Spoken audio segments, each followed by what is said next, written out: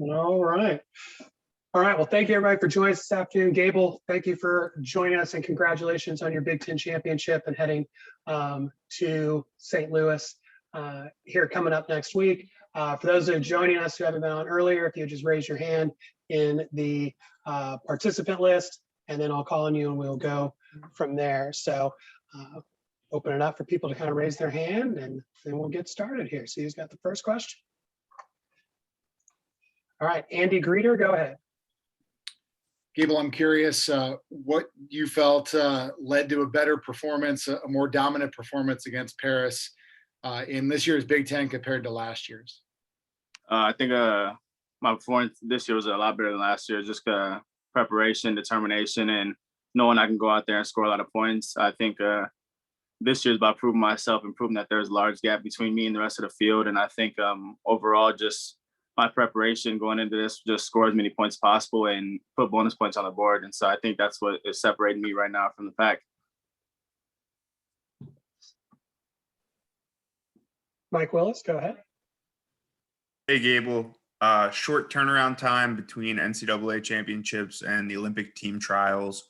How do you peak for both of those events? And what does the kind of in-between space look like for you? Just making sure I can maintain all the right things, lifting, wrestling, and going strong overall, I think is the main thing going into this next few weeks with the NCAA championships and Olympic trials. Just gonna take it one match at a time at the NCAA tournament, and I think it's gonna be a long, great weekend for me. And the turnaround for that is just get home, relax for a day, but I got to get right back to it and go down to Texas to try to win the Olympic trial spot too. So it's a busy little schedule, but I'm ready for it.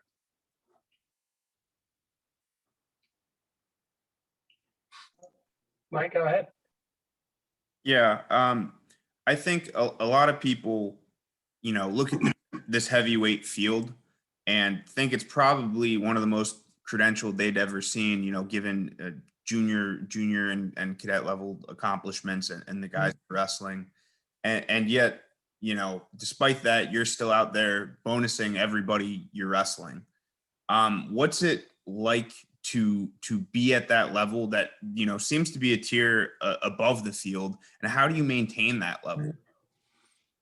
Just we constantly train hard. We focus on the right things here at Minnesota. With I think with the coaching staff and the training they put me through, I think we have the best opportunities overall to win national titles and get All-Americans in all weight classes. And so I think me specifically, just my goal this year was to separate myself from the number 2 guy and 3 guy in the country. And there's still one more week to prove it, and I'm ready to reprove it again. Rachel, go ahead, and then Andy, you can go after Rachel. Yeah, Gable, with the Olympic trials and the NCAA so close, is this helpful in any way to you? I mean, does it help get you ready for trials to have the kind of big match that you're going to have here at the NCAAs?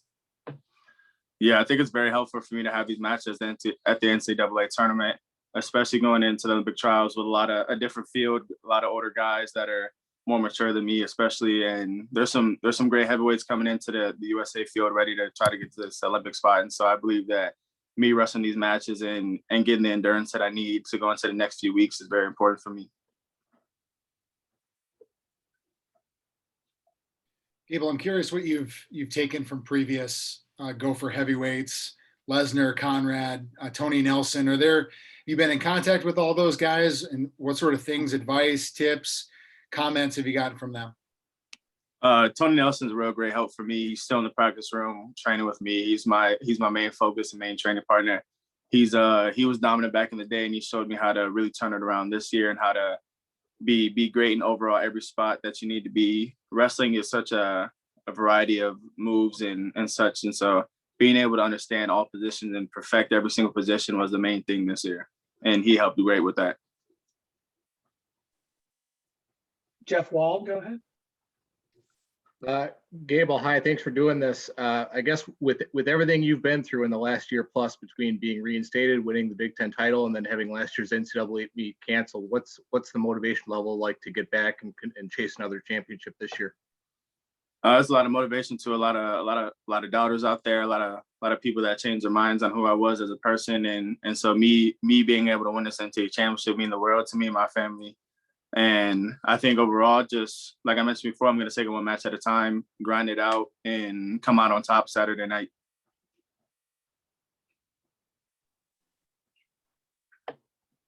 Mike, and then Andy. Gable, we know you've got WWE and pro wrestling on your mind. I think you've said in some interviews, 2020 or 2021 Olympics might be like your last amateur wrestling, if you want to call it that, event. You still feeling that way? Do we see you in a Minnesota singlet next year or a Team USA singlet after that? I mean, the questions are all in the air with that. I think I love the WWE. I love the organization and what they bring to the table. And it's going to be a hard process. It's going to be a lot of opportunities for me to go through. But right now I am sticking with staying here and staying active in the wrestling scene. And we'll see what happens after the Olympics, and we'll go from there.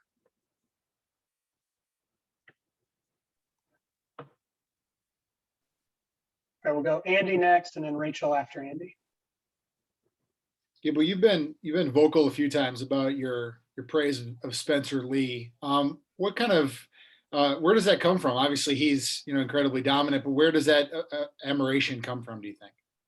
I love watching Spencer Lee. I think the way he wrestles and how he takes care of his business on the mat is phenomenal. He's separated himself so deeply in the 125 field that there is literally no other person that can compete with him overall, and everyone believes it too. And I wanted to take what he has done and put it into the heavyweight division and make sure that people can understand that I can do the same thing and create that separation myself and make sure that there is no another title contender overall. But I'm very fond of Iowa. I love Iowa. Their style, their pace, their hard work and dedication is phenomenal. Tom and Terry are some of my favorite coaches out there, even though we're rivals with them, I guess. But Spencer's just separate himself. He's on a different level. I only watched 2 matches at the Big Ten tournament. He was one of them. And just taking notes from him is key. And he's crazy. He's great overall. Like it's like a wow.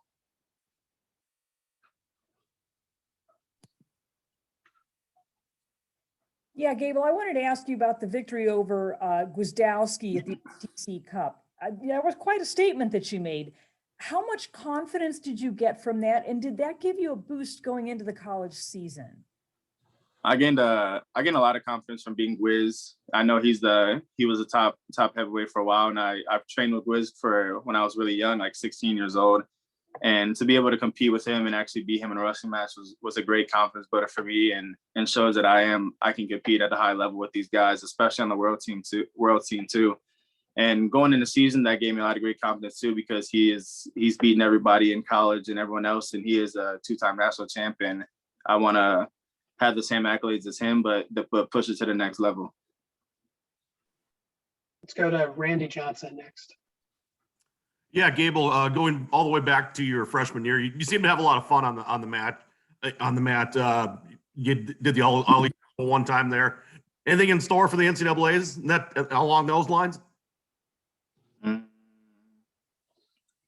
don't know. There might be a lot of things I do. I come up like on the spot in the match, and I don't really plan it out. So right now, no, but I'm guessing there's going to be some type of showmanship for me just to get more viewership and get a lot of more people tuned in. I mean, it's what I do. I try not to be a bad guy and a villain overall, but it's just how I've been my whole life. I just love the entertainment, and I love being able to put on a show for a lot of people and have them tune in to every time I wrestle. So, I mean, you might see the ollie shuffle again. You might see a flip. You might see a backflip. You never know. I'll follow up on that. There's a potential quarterfinal matchup between you and Penn State's Greg Kirkvliet, former high school rival. Looking to head to that at all? I mean, it's gonna be. I mean, if he gets to that point, I mean, which he's got to wrestle his own matches to get to me. But at the end of the day, I'm not worried about no other heavyweight out there in the college scene. I'm gonna go out there and do my business like I proved last week I should. And he's a phenomenal person, great wrestler. But at the end of the day, I'm gonna go out there, score points, and dominate everyone I see. We'll move to Jeff Wald next. Gable, I know you're going to be largely focused on yourself and how you're going to perform over the course of the weekend, but you've got 8 teammates who are also there. What does that say about the Minnesota program, and what's that going to be like to share that experience with all those guys there?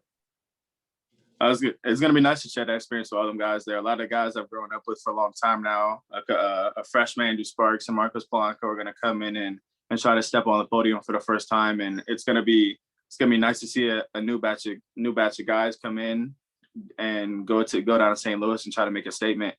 We're a very young team, and I think it's only going to be up from here. We're going to, in a few years, I believe that we can be a top team in the country and compete with Iowa and especially Penn State too. And I believe that with the recruitment that we're doing right now and the things that are going into play for us, the facilities we have, it's going to be a bright side. There's a bright side to Minnesota.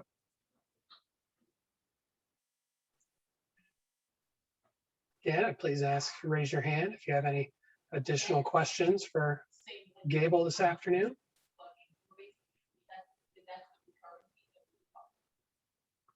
All right, Randy, go ahead. Yeah, Gable, how good does it feel just getting the chance to compete in the NCAAs this year after it was taken away last year by COVID? It feels great to get the chance to go out there, especially since freshman year, I took them 2 losses and one at the NCAA tournament. Is going to, especially last year with it being canceled at US Bank Stadium in our home city. I think this year, a lot of people, we're all grateful to go out there and compete at the NCAA tournament. It's going to be we're going to have a great time. I'm going to enjoy myself, soak it all in, and do what I need to do at the end of the day. So it'll be nice.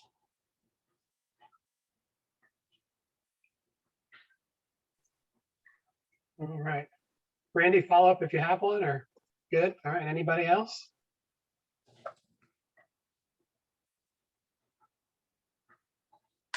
Okay, not seeing any more. Gable, thank you so much for taking the time this afternoon. Safe travels. We look forward to seeing you in St. Louis next week. See you then. Thank you.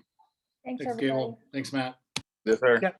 Yeah, thank you everybody for joining us in this meeting. And then if you're joining for the folks at 2 o'clock, you can log back in then. So thank you everybody for taking the time this afternoon. Really appreciate the coverage. Thanks, Matt.